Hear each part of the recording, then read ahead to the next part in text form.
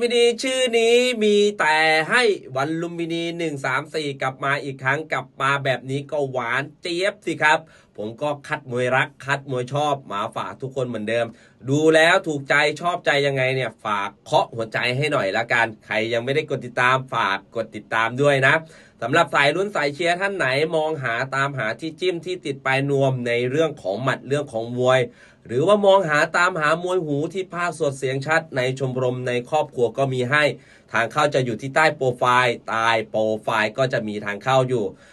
หากไม่เข้าใจตรงไหนสงสัยตรงไหนเพิ่มเพื่อนทักข้อความมาถามกันได้ครับไปเริ่มกันเลยแล้วกันครับก็จะไปแบบสั้นๆง่ายๆแต่ว่าได้ใจความตามสไตล์ของหินเสือร้ายคู่แรกที่จะนำมาฝากทุกคนเนี่ยเป็นคู่เอกประจำรายการเจ้ายอดเหล็กเพชรอัจฉริยะจะเจอกับเจ้าอานามัมมาดอฟคู่นี้ชกกันในกติกามวยไทยรุ่นไฟเวทเจ้ายอดเหล็กเพชรเนี่ยไฟที่แล้วก็แก้ไม้แก้มือกับเจ้าป้อมเพชรมานะครับก็ครบ3ยกเนี่ยเป็นทางฝั่งของเจ้าป้อมเพชรชนะคะแนนไปได้ยอดเหล็กเพชรตัวนี้ก็เป็นมวยเตะหนักต่อยแรงครับเป็นมวยเดินเบียดเดินบี้เดินบทดีมาดูคู่ชกของเขากันบ้างเจ้าอานามัมมาดอฟตัวนี้เนี่ยโหขึ้นชื่อว่ามาจากเมดิสตูเนี่ยในเรื่องของหมัดไม่ธรรมดาอยู่แล้วไฟล่าสุดเนี่ยเขามาแจ้งเกิดเจอกับคมอาวุธ FA Group ครับเขาชนะคมอาวุธ FA Group ชนะน็อกในยกที่2ตัวนี้หมัดหนักหมัดแรงจริงๆมาถึงตอนนี้แล้วพวกพี่ๆรักใครเชียร์ใครกันล่ะครับส่วนตัวผมคู่นี้ผมออกลูกรักออกลูกชอบ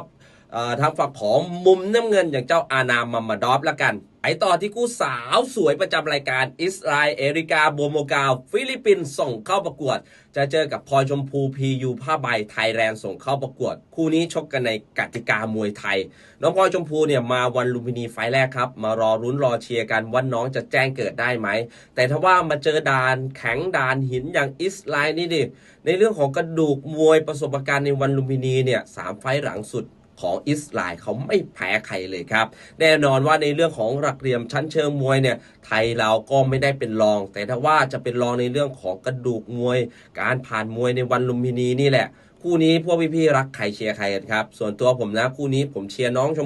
พลอยชมพูแหละแต่ถ้าว่าการติดปลายนวมเนี่ยขอเลือกเชียร์ทางฝั่งของมุมแดงอย่างเจ้าอิสราเอลจะดีกว่ายังเหลืออีกหลายคู่ให้เราได้ลุ้นได้เชียร์ใครอยากได้เพิ่มเติมตามมาเจอกันได้ในครอบครัวเลยนะทางเข้าจะอยู่ที่ใต้โปรไฟล์ใต้โปรไฟล์ก็จะมีทางเข้าอยู่สำหรับวันนี้ก็ขอให้ทุกคนเชียร์มวยกันอย่างมีความสุขแล้วกันมันๆนะจ๊ะ